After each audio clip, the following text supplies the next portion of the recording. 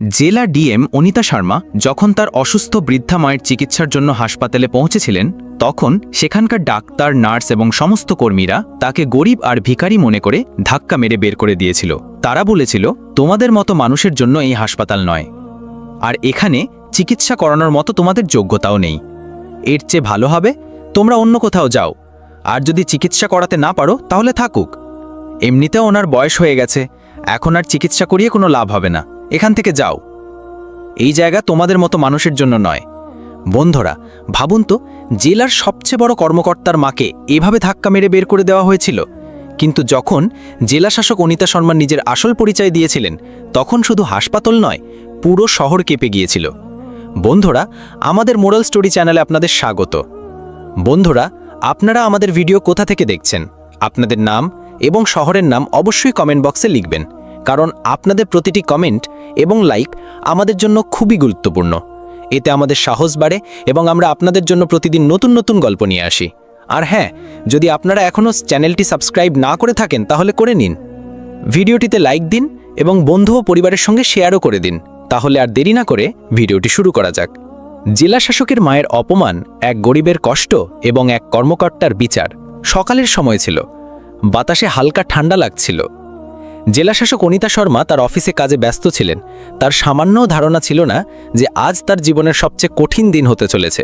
তার মা, যার বয়স এখন অনেক হয়েছে, প্রতিদিনের মতো সবজি কিনতে বাজারে বেরিয়েছিলেন। তার জন্য হাঁটাচলা এখন সহজ ছিল না। ধীরে ধীরে এক এক পা ফেলে তিনি সবজি বাজারে পৌঁছলেন। কিন্তু হঠাৎ ভিড়ের মাঝে তার হার্ট অ্যাটাক হলো। তিনি ভরা রোদে সেখানেই মাটিতে পড়ে গেলেন এবং তার শরীর একদম নিস্তেজ হয়ে গেল। ৮ ঘন্টা কেটে গেল। লোকজন আসছিল আর যাচ্ছিল। ঠেলাওয়ালা তাদের জিনিসপত্র বিক্রি করছিল। কেউ কেউ দাঁড়িয়ে দেখছিল, কেউ ফিসফিস করে কথা বলছিল, কিন্তু কেউ সাহায্যের জন্য এগিয়ে আসেনি। কেউ এক ফোঁটা জলও দেয়নি, তাকে ওঠায়নি বা অ্যাম্বুলেন্সও ডাকেনি। সেই মানুষের ভিড়ে শুধু দর্শক ছিল। মানবতা যেন কোথাও হারিয়ে গিয়েছিল। এই ভিড়ের মধ্যে এক ব্যক্তি ছিল, রবি। সাহায্য করার বদলে সে তার মোবাইল বের করে ভিডিও বানাতে শুরু করলো। সে ভিডিওটি সোশ্যাল মিডিয়ায় আপলোড করে দিল। ক্যাপশনে লিখল, এই দিদা ৮ ঘন্টা ধরে এখানে অজ্ঞান হয়ে পড়ে আছেন, কারোরই দয়া হয় না, কেউ জল দিচ্ছে না, হাসপাতালে নিয়ে যাচ্ছে না, না জানি কার মা হবেন এই বেচারি। এই ভিডিওটি দেখতে দেখতে ভাইরাল হয়ে গেল এবং কিছুক্ষণের মধ্যেই এটি অনিতা শর্মার মোবাইলে পৌঁছে গেল। ভিডিওটি দেখেই তার বুক কেঁপে উঠল এবং চোখ ভিজে গেল। ব্যথার সুরে তিনি চিৎকার করে বললেন, হে ভগবান, এ তো আমার মা। তিনি সঙ্গে সঙ্গে তার চেয়ার থেকে উঠলেন এবং তার ইন্সপেক্টরকে শুধু এতটুকু বললেন, আমি বাড়ি যাচ্ছি। এরপর তার নীল জিপে চেপে দ্রুত বাজারের দিকে রওনা দিলেন। বাজারে পৌঁছে অনিতা তার মাকে কোলে তুলে নিলেন, বোতল থেকে জল খাওয়ালেন এবং তার মুখে জলের ছিটা দিলেন। কিছুক্ষণের মধ্যে তার মায়ের জ্ঞান ফিরে এলো। এরপর অনিতা সেখানে দাঁড়িয়ে থাকা লোকজনের দিকে রাগের সঙ্গে তাকালেন এবং বললেন, আপনাদের মধ্যে মানবতা বলে কিছু আছে কিনা? একজন মহিলা রোদে অজ্ঞান হয়ে পড়েছিলেন, আর কারোরই দয়া হলো না। আপনারা শুধু তামাশা দেখছিলেন। আপনারা সবাই মানুষের নামে কলঙ্ক। তার বকুনি শুনে ভিড় নীরব হয়ে গেল এবং সবার মাথা লজ্জায় নিচু হয়ে গেল। অনিতা তার মাকে নিয়ে বাড়ি ফিরলেন এবং বললেন, মা, আমি তোমাকে এখনই হাসপাতালে নিয়ে যাচ্ছি। তিনি সঙ্গে সঙ্গে অ্যাম্বুলেন্স ডাকলেন এবং দ্রুত নিজের পোশাক পাল্টে নিলেন। তিনি নিজের ইউনিফর্ম খুলে বাদামি রঙের সালোয়ার স্যুট পরলেন এবং মাকে নিয়ে জেলার সবচেয়ে বড় সরকারি হাসপাতালে পৌঁছালেন। সেখানে পৌঁছে তিনি সোজা বড় ডাক্তার রাজেশের কাছে গেলেন। তিনি বললেন, ডাক্তার সাহেব, আমার মায়ের অবস্থা খুব খারাপ, দয়া করে এখনই চিকিৎসা শুরু করুন। কিন্তু ডাক্তার রাজেশ কিছু না দেখে না শুনেই রূঢ়ভাবে বললেন, এখানে চিকিৎসা হবে না, আপনি একে অন্য কোনো হাসপাতালে নিয়ে যান, ভালোভাবে অন্য কোথাও চেষ্টা করুন। উনি তার গলা ব্যথা এবং রাগে কাঁপছিল। তিনি বললেন, ডাক্তার সাহেব, আমি জানি যে এটি জেলার সবচেয়ে বড় হাসপাতাল এবং সে কারণেই আমি এখানে এসেছি। আমার মায়ের অবস্থা খুবই গুরুতর। যদি এখানে চিকিৎসা না হয় তাহলে তার জীবনের ঝুঁকি আছে। টাকার চিন্তা করবেন না, যত খরচ হবে আমি দেব। ডাক্তার রাজেশ একটা ঠান্ডা হাসি দিয়ে উত্তর দিলেন, আপনি দেবেন? আপনার কি মনে হয় যে আপনার কাছে এত টাকা আছে যে আপনি এখানকার চিকিৎসা করাতে পারবেন? শুনুন, যদি আপনি নিজেকেও বিক্রি করে দেন তবুও ওনার চিকিৎসা হবে না। এমনিতে আপনাদের মতো মানুষের কাছে তো খাবার কেনারও টাকা থাকে না। এই কথা শুনে অনিতার রক্ত গরম হয়ে গেল, তার মুখ রাগে লাল হয়ে গেল। কিন্তু তিনি নিজেকে সামলালেন। গভীর নিঃশ্বাস নিয়ে তিনি বললেন, দেখুন, আমি গরিব বা ধনী তাতে আপনার কোনো যায় আসে না। আপনার কাজ হলো চিকিৎসা করা। আমি তো বললাম যত খরচ হবে আমি দেব, টাকার চিন্তা করবেন না। শুধু আমার মায়ের চিকিৎসা এখনই শুরু করুন, নয়তো আপনি খুব আফসোস করবেন। ডাক্তার হেসে কটাক্ষ করলেন, যদি আমি চিকিৎসা না করি তাহলে আমাকে আফসোস করতে হবে? আমি কি আপনার কোনো আত্মীয় যে আফসোস করব? আপনি আমার কি করবেন? বাজে কথা বলবেন না এবং একে নিয়ে বাড়ি যান। এমনিতে ওনার বয়স হয়ে গেছে, এখন কিছু হয়ে গেলেও আপনার কি যায় আসে? আপনি তো যুবতী, নিজের দিকে মনোযোগ দিন। এই কথা শুনে উনি তার হাত কাঁপতে লাগলো। তিনি কিছুক্ষণের জন্য চুপ করে দাঁড়িয়ে রইলেন। তার চোখে জল এবং মুখে রাগ দুটোই ছিল। তারপর ধীরে ধীরে তিনি নিজের পার্স খুলে তার সরকারি পরিচয়পত্র বের করলেন। সেই কার্ডটি সোজা ডাক্তারের সামনে রেখে বললেন, প্রথমে এটি দেখুন, তারপর বলুন যে আপনার কাছে সময় নেই। কার্ডটি দেখেই ডাক্তার রাজেশের ঘাম ছুটে গেল। তার মুখ ফ্যাকাশে হয়ে গেল। কাঁপা গলায় তিনি বললেন, ভেরি সরি ম্যাডাম, আমার একটা খুব বড় ভুল হয়ে গেছে। আমি জানতাম না যে আপনি আমাদের জেলার ডিএম অনিতা শর্মা। আমি এখনই চিকিৎসা শুরু করাচ্ছি, আপনি চিন্তা করবেন না। আমি আমার যথাসাধ্য চেষ্টা করব যাতে আপনার মা সুস্থ হয়ে যান। ডাক্তার সঙ্গে সঙ্গে স্টাফদের ছোটাতে শুরু করলেন। অনিতার মাকে স্ট্রেচারে করে নিয়ে যাওয়া হলো। নার্সরা দৌড়াতে দৌড়াতে ওষুধ আনতে লাগলো। অনিতা সেখানেই বাড়িয়েছিলেন। বাইরে থেকে শান্ত দেখাচ্ছিল, কিন্তু ভেতরে তার রাগ উথলে উঠছিল। তিনি মনে মনে ভাবছিলেন, এই লোকজন সরকারি হাসপাতালে গরিবদের সঙ্গে এমন করে। সরকারিদের বেতন দেয় যাতে এরা অসহায় মানুষদের চিকিৎসা করতে পারে, কিন্তু এরা ধনীদের তোষামোদে ব্যস্ত থাকে এবং গরিবদের ধাক্কা মেরে বের করে দেয়। এমন মানুষ ডাক্তার হওয়ার যোগ্য নয়। তার হাত মুষ্টিবদ্ধ ছিল।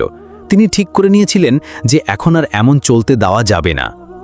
কিছুক্ষণ পর একজন নার্স এসে বললেন, ম্যাডাম, আপনি চিন্তা করবেন না, আপনার মা এখনও সুস্থ আছেন, কিন্তু কমপক্ষে 1 সপ্তাহ আপনাকে এখানেই তার সঙ্গে থাকতে হবে। চিকিৎসার কিছু সময় পর অনিতা তার মায়ের কাছে গেলেন। তার অবস্থা আগের চেয়ে অনেক ভালো ছিল। মাকে সুস্থ দেখে অনিতার চোখ থেকে জল গড়িয়ে এলো। তিনি তার মাকে জড়িয়ে ধরলেন এবং মা মেয়ে দুজনেই হাউ হাউ করে কাঁদতে লাগলেন। মা মনে মনে ভাবছিলেন যে তিনি তার মেয়েকে পড়ানোর জন্য কত কষ্ট সহ্য করেছেন, আর অনিতা ভাবছিলেন যে আজ যদি তার মা না থাকতেন তাহলে তিনি কখনো এখানে পৌঁছাতে পারতেন না। কিন্তু আজ তার এই অবস্থা দেখে আমার বুক ব্যথায় ফেটে যাচ্ছে। তার চোখ ক্রমাগত ভেজা ছিল। পরের 2 দিন আর 2 রাত অনিতা তার মায়ের পাশেই হাসপাতালে রইলেন। তার মায়ের যত্ন নিতে নিতে তিনি ঠিক করে নিয়েছিলেন যে এই অন্যায়কে তিনি এভাবেই ছেড়ে দেবেন না। 3য় দিনে থানা থেকে ফোন এলো। ইন্সপেক্টর বললেন, ম্যাডাম, আপনাকে এখনই মিটিংয়ে আসতে হবে, খুব জরুরি ব্যাপার। অনিতা গভীর নিঃশ্বাস নিলেন এবং বললেন, ঠিক আছে, আমি মিটিংয়ের জন্য আসছি, কিন্তু আমি বেশিদের থাকতে পারবো না। আমার মায়ের শরীর এখনও ভালো নয়, আমাকে তার কাছেই থাকতে হবে। ইন্সপেক্টর বললেন, ঠিক আছে ম্যাডাম, আপনি মিটিংয়ের পর যত তাড়াতাড়ি সম্ভব হাসপাতালে ফিরে আসবেন। অনিতা তার মাকে সান্ত্বনা দিয়ে মিটিংয়ে পৌঁছালেন। মিটিং শেষ হওয়ার 6 ঘন্টা পর তিনি আবার হাসপাতালে ফিরে এলেন। পুরো 1 সপ্তাহ হাসপাতালে কাটানোর পর অবশেষে অনিতা তার মাকে নিয়ে বাড়ি ফিরলেন। মায়ের অবস্থা এখন স্থিতিশীল ছিল, কিন্তু অনিতার মনে আগুন জ্বলছিল। তিনি ভাবছিলেন, যদি আমি ডিএম না হতাম, যদি আমার কাছে এই পদ না থাকতো, তাহলে আজ হয়তো আমার মা আমার কাছে জীবিত থাকতেন না। গরিবদের সঙ্গে প্রতিদিন এমনটাই হয়, এটা অন্যায় এবং আমি এটা এভাবেই ছেড়ে দেব না। তার চোখে রাগ স্পষ্ট দেখা যাচ্ছিল। কিছুদিন পর তিনি তার সিদ্ধান্ত নিলেন। তিনি থানায় গেলেন, ইন্সপেক্টর এবং পুলিশ অফিসারদের নিজের সঙ্গে নিলেন এবং সোজা সেই হাসপাতালে পৌঁছালেন। হাসপাতালে পৌঁছে তিনি সমস্ত ডাক্তার এবং স্টাফদের এক জায়গায় ডাকলেন। সেখানে দাঁড়িয়ে রাগে কাঁপতে কাঁপতে বললেন, আপনাদের কারণে না জানি কত গরিবর প্রাণ গেছে। সরকার আপনাদের বেতন দেয় যাতে আপনারা গরিবদের অবলম্বন হন, তাদের জীবন বাঁচান, কিন্তু আপনারা এখানে শুধু ধনীদের তোষামোদি এবং গরিবদের অপমান করার কাজ করেন। তার গলা আরও উঁচু হয়ে গেল। 1 সপ্তাহ আগে আপনারা আমার মায়ের সঙ্গে যা করেছেন, সেটা শুধু আমার সঙ্গে নয়, বরং প্রতিটি গরিবের সঙ্গে হয়। কে আপনাদের অধিকার দিয়েছে যে আপনারা কাউকে তার যোগ্যতা দেখাবেন, কাউকে গরিব বলে বাইরে বের করে দেবেন?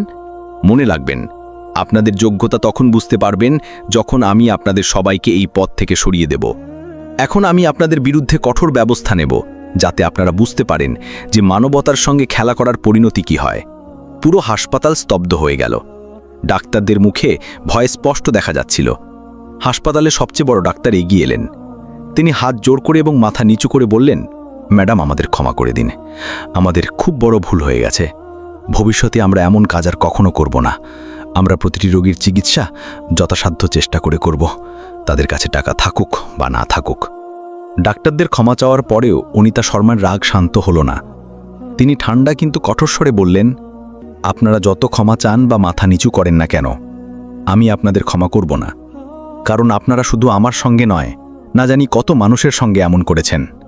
কত গরিব এখান থেকে অপমানিত হয়ে ফিরে গেছে, যাদের জীবন আপনারা অবহেলায় কেড়েছেন।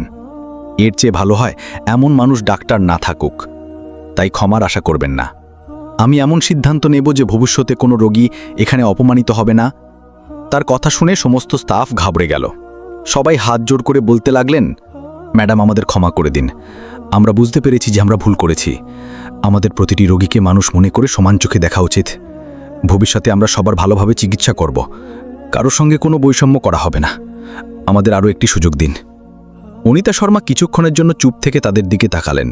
তার মনে দ্বন্দ্ব চলছিল যে তারা কি সত্যি শুধরে যাবে, নাকি আবার সেটাই করবে যা তারা এতদিন ধরে করে এসেছে।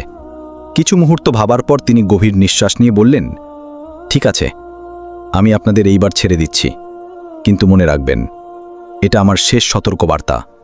যদি ভবিষ্যতে কখনো কোনো গরিবের আওয়াজ আমার কানে আসে, যদি কোনো রোগীর সঙ্গে দুর্ব্যবহার করা হয় বা চিকিৎসায় অবহেলা করা হয়, তাহলে আপনাদের মধ্যে কেউই এই হাসপাতালে কাজ করতে পারবেন না। আমি আপনাদের সবাইকে চাকরি থেকে বের করে দেব এবং এমন শিক্ষা দেব যাতে আপনারা সারা জীবন মনে রাখেন। ভালো হবে এখন থেকেই শুধরে যান এবং প্রতিটি রোগীকে মানুষ মনে করে তার চিকিৎসা করুন। তার কথা শুনে সমস্ত স্টাফ চুপ হয়ে গেল। সবার মুখ লজ্জা ও ভয় নিচু হয়ে গেল। অনিতা ইন্সপেক্টর এবং পুলিশ অফিসারদের ইশারা করলেন এবং বললেন, চলো। তিনি সেখান থেকে চলে গেলেন। সেই দিনের পর থেকে হাসপাতালের চিত্র পাল্টে গেল। ডাক্তাররা বুঝতে পেরেছিল যে জীবন প্রতিটি মানুষের জন্য সমান মূল্যবান, সে ধনী হোক বা গরিব। তারা তাদের আচরণ বদলালো এবং প্রতিটি রোগীকে মানবতার দৃষ্টিতে দেখতে শুরু করল। দর্শকরা, যদি আপনাদের আমাদের এই গল্পটি ভালো লেগে থাকে তাহলে চ্যানেলটি সাবস্ক্রাইব করুন, ভিডিওটিতে লাইক দিন, বন্ধু এবং পরিবারের সঙ্গে শেয়ারও করুন। তাহলে এইভাবেই পরের ভিডিওতে দেখা হবে। ততক্ষণ পর্যন্ত আপনাদের সবাইকে ধন্যবাদ।